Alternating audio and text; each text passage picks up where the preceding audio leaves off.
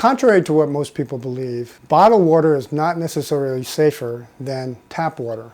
And the reason for this is that the bottled water industry is not as stringently regulated as the public water supply. It's regulated by the FDA as a food. So they're not subject to reporting violations or certified lab testing. Bottled water companies are not obligated to disclose what their water source is.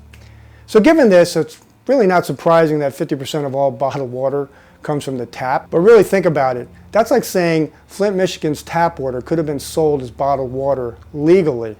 Gives you something to think about. And what about plastic in the plastic bottle? Plastic can leach antimony and hormone-like contaminants into the water, depending on the storage condition of the bottle. And as we all know, plastic turns into microplastics, which can be as small as a virus and leaches into our soils, leaches into our oceans, and eventually gets into our food supply and our water supply, and then our bodies. And consider this. There are over 200 billion plastic bottles produced annually, and less than 20% are recycled, and there's only a 3 times recycling life for plastic. 90% of the cost of bottled water goes into the plastic itself, and it takes 3 times as much water to produce the plastic than the water in the bottle itself.